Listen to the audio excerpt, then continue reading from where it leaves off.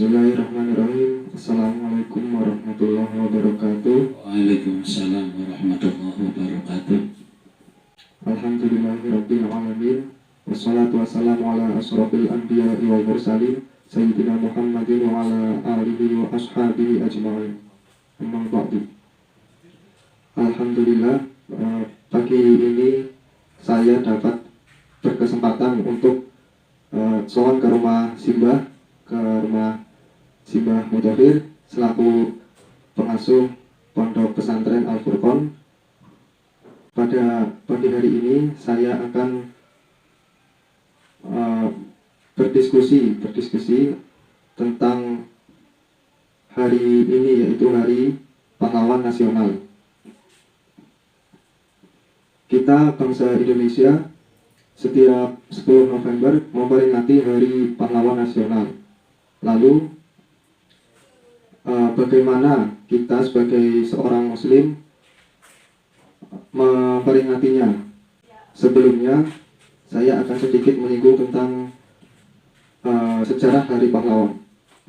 Hari Pahlawan ditetapkan lewat keputusan Presiden nomor 316 tahun 1959, yaitu tentang hari-hari nasional. Hari ini ditandatangani oleh Presiden Soekarno. Adapun latar belakangnya yaitu terjadinya pertempuran antara arek-arek Surabaya melawan tentara Belanda dan sekutunya, yaitu dalam rangka mempertahankan kemerdekaan dan menolak tunduk kepada penjajah. Lalu para pejuang Indonesia yang gugur ditetapkan sebagai pahlawan. Dari situlah ditetapkan Hari Pahlawan. Inti yang bisa diambil dari Hari Pahlawan Nasional adalah patriotisme, yaitu cinta tanah air dan nasionalisme, cinta dan membela sesama bangsa Indonesia.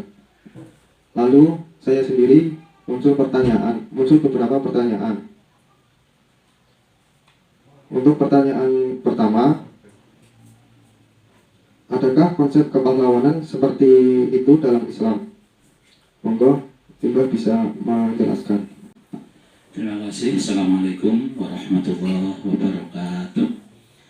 Waalaikumsalam warahmatullahi wabarakatuh. Jadi di dalam Islam ada beberapa istilah, seperti ada istilah syahid, syuhada, ada istilah mujahid, ada istilah syaja'ah. Kalau berbicara tentang sikap kepahlawanan, patriotisme, heroisme, ini di dalam Islam atau bahasa Arab itu terkenal dengan istilah asy-syaja'ah, keberanian, asy-syaja'ah.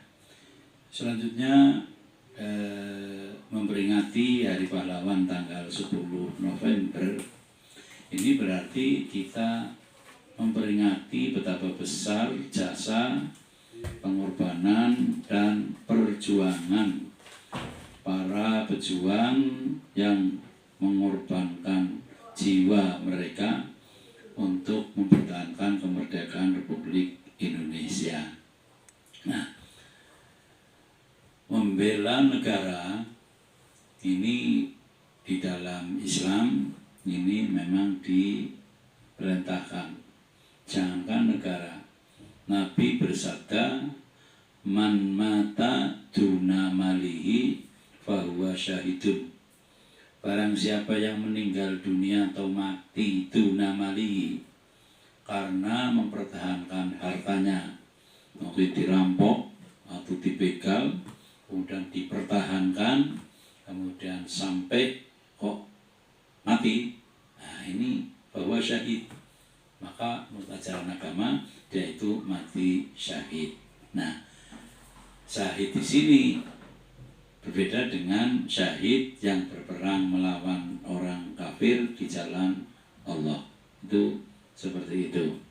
Nah, selanjutnya kita sebagai generasi penerus, ya, tentu saja kita harus menyampaikan sikap rasa terima kasih dan penghormatan kepada para pejuang yang tadi sudah disampaikan, yaitu rela mati membela kemerdekaan negara kita tercinta, yaitu negara Republik Indonesia.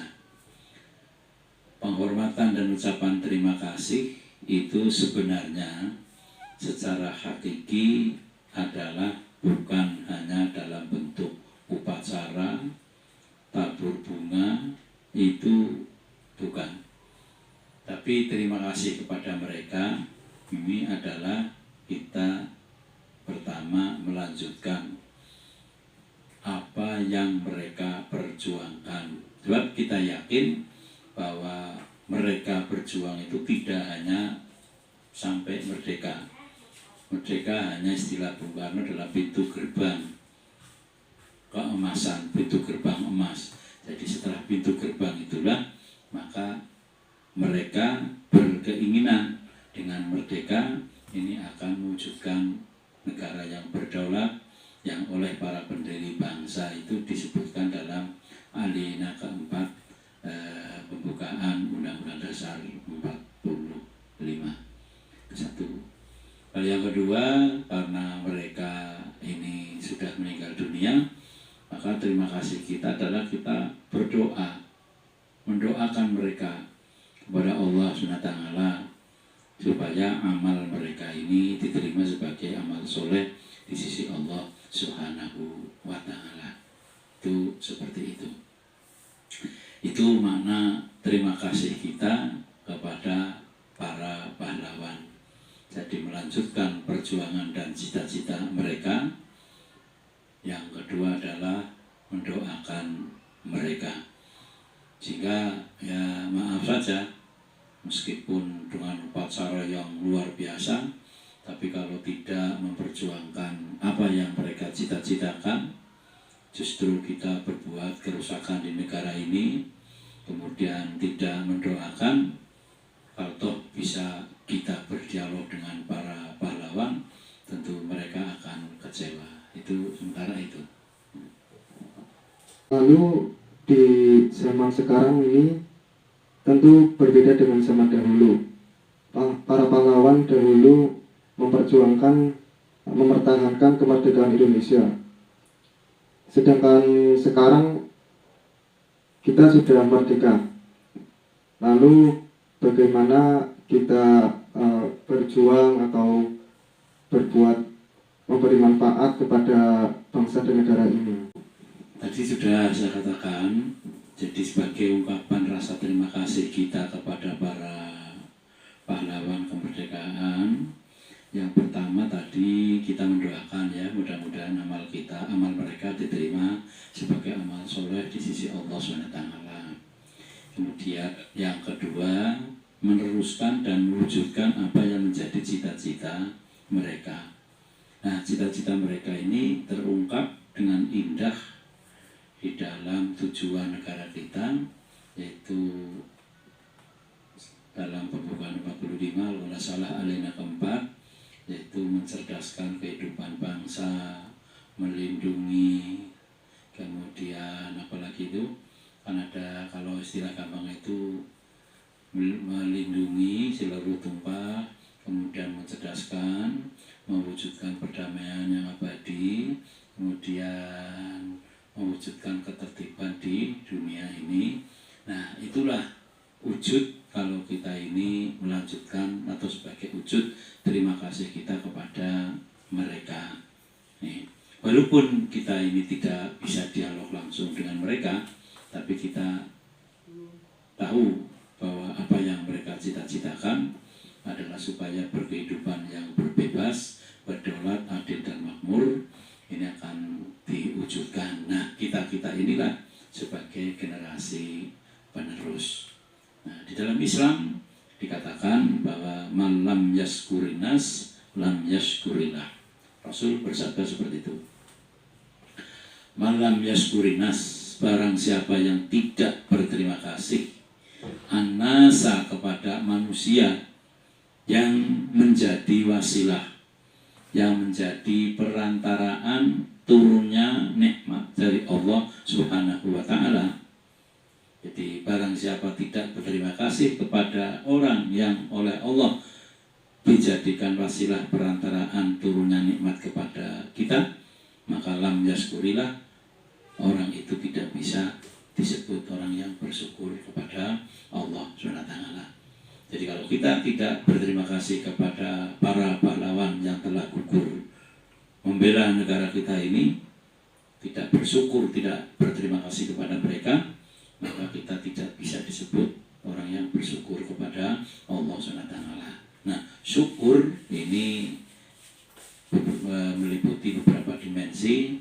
Dimensi lesan, kita menyampaikan terima kasih. Dimensi hati, kita memanjatkan doa kepada Allah. Dimensi perbuatan, yaitu mewujudkan apa yang menjadi cita-cita keinginan mereka, yaitu cita-cita merdekanya negara kita. Itu seperti itu. Nah, tentu saja dalam rangka untuk mewujudkan cita-cita mereka, ini kalau dalam Al-Quran dikatakan i'malu ala makanatikum, yaitu berbuatlah kamu sesuai dengan hak dan kewenangan kamu. Artinya demikian, tergantung pada profesi kita. Kalau kita katakan saja menjadi pejabat, ya jadilah pejabat yang, kalau memang pejabat itu adalah policy maker, jadi sebagai pejabat yang menentukan kebijakan, maka sekecil apapun kebijakan yang akan dituangkan dalam suatu instruksi atau peraturan, maka harus betul-betul dipertanggungjawabkan. Satu adalah kepada Allah SWT, yang kedua adalah apakah sudah sesuai atau belum dengan keinginan para pahlawan yang telah berkorban untuk memerdekakan negara ini. Ini kalau itu pejabat. Kalau itu kita sebagai profesi yang lain, katakan pedagang, ya jadilah pedagang yang baik, yang sesuai dengan ketentuan agama, ketentuan negara, dan lain sebagainya. Kita jadi petani juga seperti itu. Jadi i'malu ala makanatikum, beramallah kamu sesuai dengan hak dan kewenangan kamu masing-masing. Tentu saja tidak asal beramal, tapi betul-betul dapat dipertanggungjawabkan dari dua jurusan. Jurusan vertikal adalah kepada Allah SWT, sedangkan horizontal adalah dalam rangka untuk mewujudkan kesejahteraan di masyarakat. Itu seperti itu.